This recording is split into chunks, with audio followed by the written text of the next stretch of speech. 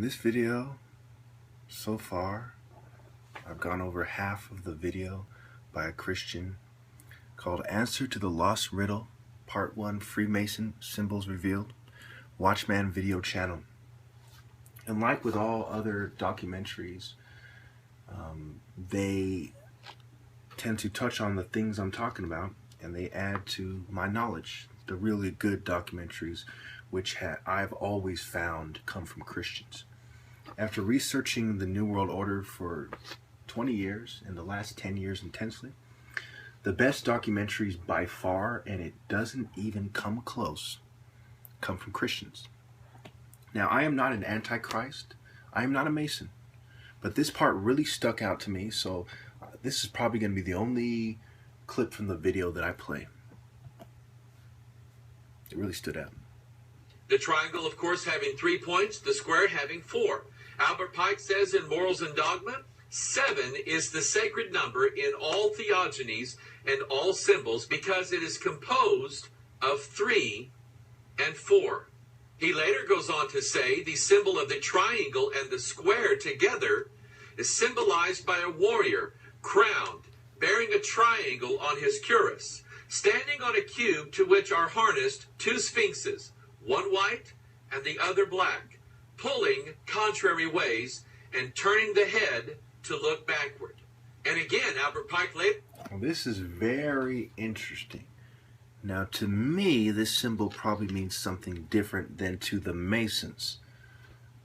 But it is very interesting. They said a warrior. For those of you who have been following my videos, you know that the way I describe the top martial artists goes back to war arts or temple arts. Mars, the god of war, Horus in the war temples, Montu arts in the war temples.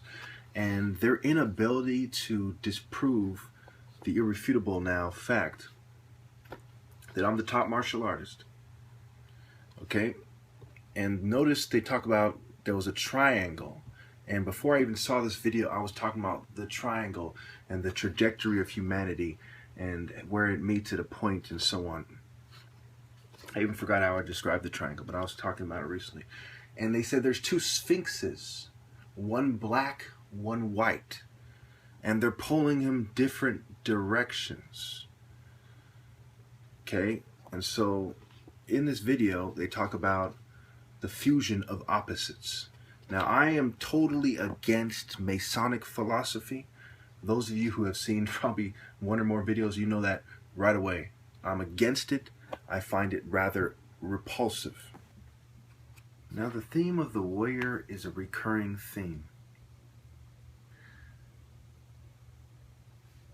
In the Bible, it says... Nimrod, like Nimrod, a mighty hunter before the Lord.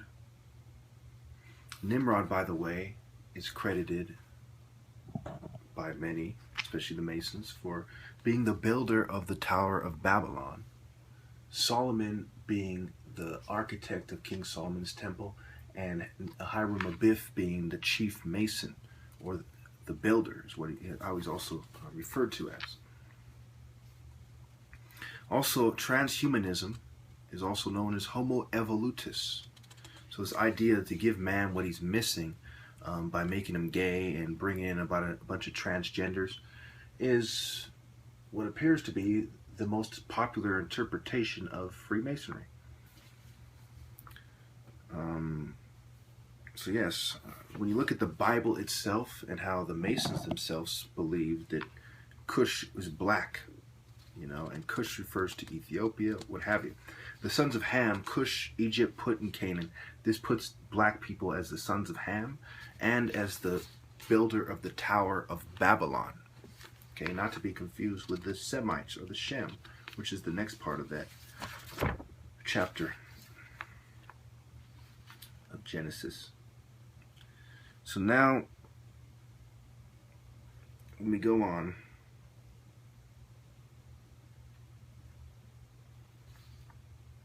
Revelations 13. Oh, first of all, it's important to note that in this documentary, they claim that Masons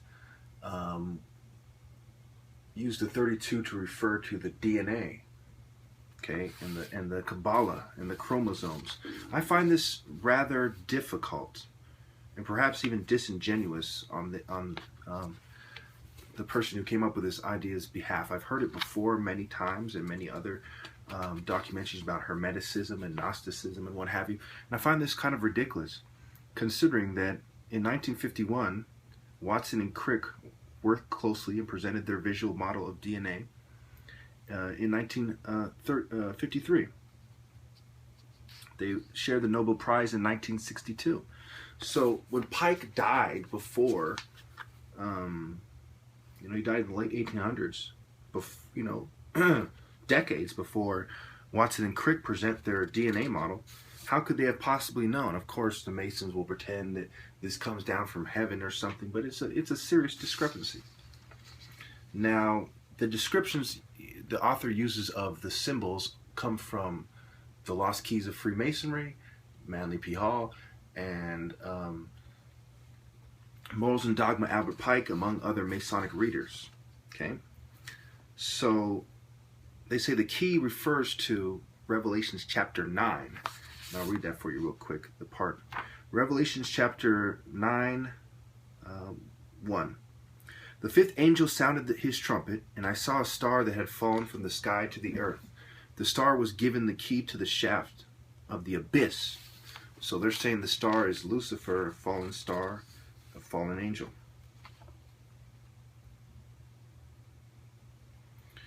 Okay, so they're saying that the lantern is the lost word of Freemasonry. The sun is the symbol of Osiris. The star is a symbol of Lucifer, son of the morning.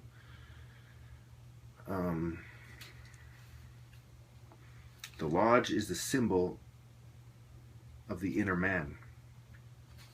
The square and compass together are the fusions of things that are opposite, the square being the earth and the compass being the heavens. And the male is associated with heaven. So Masons share the idea that man is closer to God with me. There's some things that Masons believe are obviously true. It's scientific Satanism. And so they're going by the Bible in many cases, for the most part. And they're saying, look, the Bible is clear whether you're a Satanist or you're a Christian. All right, so 2 Corinthians 14 through 16. Do not be yoked together with unbelievers. For what do righteousness and wickedness have in common? Or what fellowship can light have with darkness? Very interesting that they put it that way, because there's the fellowship degree of Freemasonry. Entered apprentice, fellowship, master mason. What harmony is there between Christ and Belial? Or what does a believer have in common with an unbeliever? What agreement is there between the temple of God and idols? For we are the temple of the living God, as God has said. I have lived with them and walk among them, and I will be their God, and they will be my people. Okay, so you see that this idea that, the light must exist with the darkness, blah, blah, blah. This is a Masonic idea. This is not a Christian idea. And they are Satanists.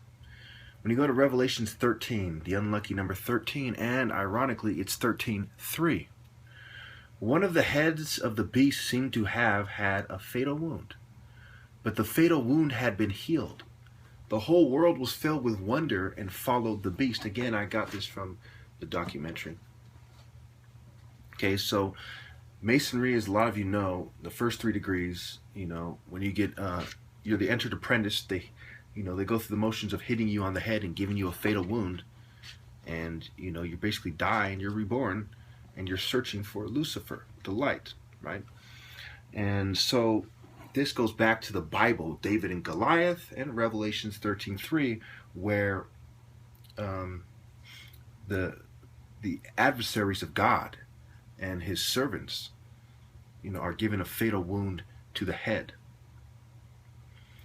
So going back to everything, even if you read the next verse, people worship the dragon. Remember the grand dragon of the Ku Klux Klan? People worship the dragon because he had given authority to the beast, and they also worship the beast and asked, who is like the beast? Who can wage war against it. Now, as you know, Jesus said, I did not come to bring peace, but to bring a sword. And so I refer to my temple, as this is the war temple. My temple being a school of thought, but also another way to look at it, incidentally, is that my body is also a temple of war. Now keep in mind that my religion is Christianity. My tattoos tell the tale of my history. It's another thing not to get confused with, because with Masons, they actually are applying their idolatrous, tattoos and symbols and sculptures and stuff as part of their religion. Okay? With me, it's not part of my religion. It is artwork that expresses my past that I do not worship. However, these are also things that predate Judaism, historical Judaism, and things that predate Christianity. So I believe it was my ancestors trying to find God. But I do not even for a moment, believe in these things. I believe that what they were trying to describe was true, but they didn't describe them correctly. And you'll see this in my older videos as a recurring theme, that I say, yes, Horus was already telling us these sorts of things. That's why you have these similarities between the ancient Egyptian philosophies and cults and mythologies and Christianity.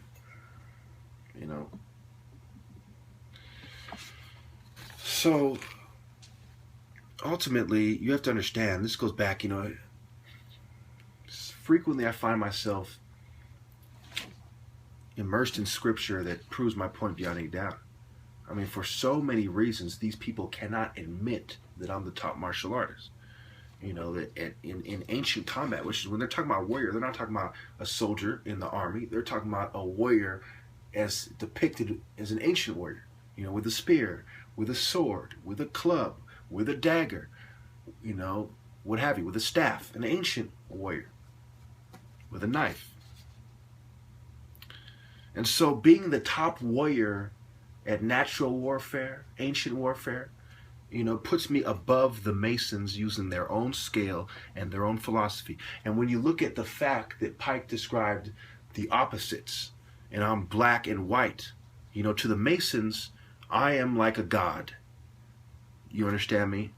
To the Masons who believe that ye are gods and you can be your own gods, that I am above them. I am more insightful than they are, and I am a greater warrior than they ever were and ever will be.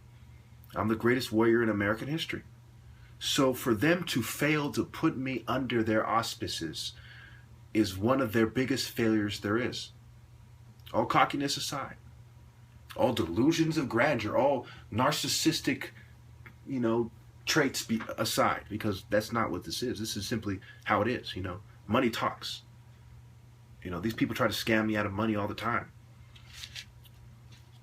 I won the last challenger 10-0. You understand me? And I was smart enough to leave there with thousands of dollars without being robbed, even though that was on their mind. Because remember, those of you who had heard the story, when I came back from the car with the money to pay them for showing up, $25 a show, I paid them $40 because I couldn't find my wallet at that time. So I only had 20, so I gave them 40. I gave the cameraman 20. I heard one of them saying, I don't want to get in trouble for taking his money. So everything I did was smart. I took steps back during the match. At one point, I took steps back real quickly, and he fell into the mud. Because remember, it was in the morning, and there was still a little bit of water on the grass. It was still a little moist. He was wearing shoes. I was wearing dress socks. He wasn't wearing the martial arts, kicks, the foam, things over your feet. I was. He wasn't wearing shin guards. I was. And even though these things slowed me down, I was still able to score once with my feet and all the rest with my hands within boxing range. So height didn't play into that. And he was hitting hard. I wasn't. So I was able to avoid a brawl which would have wound up, say I started fighting with him. His 3 friends would have came to his aid. I would have been in full martial arts outfit, gear. So I outsmarted them and left there with the money, even though they had on their mind to rob me, just like the Entered Apprentice, where they want to rob Hiram Abiff of the knowledge. And there was more than one of them. So I avoided trouble. I won 10-0. I was able to leave with my camera and to, upload the video. So you have to look at this thing logically, because there's many people who don't understand that. They're going to look at that match and say, well, why was he backing away fast? Because when you look at it and you turn the volume up, you hear that I told him many times, at least 3 times I said, you're supposed to hit softly. And some of the later times I told him, he was very annoyed. He didn't want to hear it. He was like, let's just go. Because he was angry. He knew he was losing, and he was probably told to try to hurt me, and he was probably trying to set up the situation where we fight, and so they can all jump in, so they can beat me up and take the money, which would have been the idea, which probably would have been how it played out. 4 people against 1 guy in full sparring gear. Yeah, it doesn't really, play well for that one guy. Especially after he's been tired, worn out a little bit from the sparring match. And remember, this is somebody who's been given $1,500 plus reason, because at that time it was still at $1,500 if you won, which is still a lot of money. So the $1,500 was enough incentive for this guy to show up, and he really wanted that money. At the beginning, he told me something that was probably a lie, that he wanted the money for medical costs for a friend. Okay? So when you consider everything, yes, I'm the top martial artist. With all due respect, in ancient combat, there isn't a person in America that I wouldn't fucking kill. I would cut their head off. I would stab them in the carotid artery, the gut, the eye. You understand me? The liver, the kidney. You fucking name it. I would smash their solar plexus with my palm, and then I would stab them right in their fucking throat, or right under their chin, and close their fucking Babylonian mouth with my dagger. And then I would bash their nose flat. And then I would grab them by the fucking ears, and I would bash my forehead into what's left of their nose, and they would fall over fucking dead. Blood, bruising, twitching, and death. So don't you sit there like transferable skills aren't relevant. Don't you sit there like these same sparring techniques weren't used in ancient Egypt and Rome. These are the ways warriors traditionally and pragmatically and practically, logically compete. Anything else is a fight to the death. Now, I give him his credit, even though I suspect treachery, and I'm 99% sure that he was plotting treachery, because he had the heart to show up. And he wasn't some chump. He was a pretty good fighter. And he lost 10-0. So I always go back to the fact that, look, this guy would have beaten most of the guys criticizing me 10-0. And I beat him 10-0. I defended my fucking claim flawlessly. I'm not some fucking skinny white boy geek who fucking says, I'm the best, I'm the best. I'm not the no knockout KO master, motherfucker, who, got his card pulled by some gay-looking guy in the MMA. I am the top martial artist when it comes to self-defense, combat skills, transferable skills, and traditional competition, which is the only thing that matters to real martial arts. This is not the WWF. This is not the UFC. These are combat skills. This is not wrestling. This is not tap dancing or ballet. These are combat skills. So anyway, when you consider everything, yes, I pulled the Mason's card like you wouldn't believe. Yes, I pulled the military's card, law enforcement, universities and education. Remember, some universities have, look it up, Google it. Some universities have martial arts teams. They teach martial arts at some universities. Look it up. Secret societies, organized crime, gangs, social media, you name it, everything. Martial arts. I pulled everybody's fucking card. And the more they pretend I didn't, the more I have pulled their card way back and said, look, I've pulled their card. That pussy right there who's still crying looking for an excuse. When money talks and $3,000 screams at the top of one's lungs. Fuck's wrong with you? No one has ever done what I've done in this punk-ass nation. I was poisoned and drugged by alchemists, secret society pussies. And speaking of that, the altar represents the point of transformation. Now, how does this relate to one's alter ego, to one's alter? Their MPD, multiple personality disorder, dissociative disorder, split personality. How does this relate to that? The Manchurian Candidate, CIA doctor, on record, MK Ultra, on record. In the Phoenix program, and the Eye of the Phoenix, and Phoenix Freemasons, and University of Phoenix, where I went to college, where the gang stalking really became apparent was after I went to University of Phoenix. Do the math, people. I am the top martial artist in America. I have once again pulled the Masons' little sissy fucking card. And it's a joker. It's a jackass. It's a pussy ass, weak Baphomet. I have acted out of righteousness and strength. They cowered. They cower away. They're cowards. I'm the fucking champ. They're with the Babylonian tramp. I'm a hero, they're fucking zero on the pyramid of life. On the pyramid of divinity. On the pyramid of spirituality, they are low-life scum indulging in worldly nonsense. While I vibrate as a god in their eyes. And as the closest to God in reality. I am the top martial artist, and I care not about your little depiction in morals and dogma. I am fighting for honor the African way and the Christian way, and I care not about your Western occult nonsense. You shit-plugging Eberts. You butt-riding, salad-tossing, ass-breath pussies. I am the champion. And you're some kind of coward pandering to feminists for pussies. For pussy. You pussies.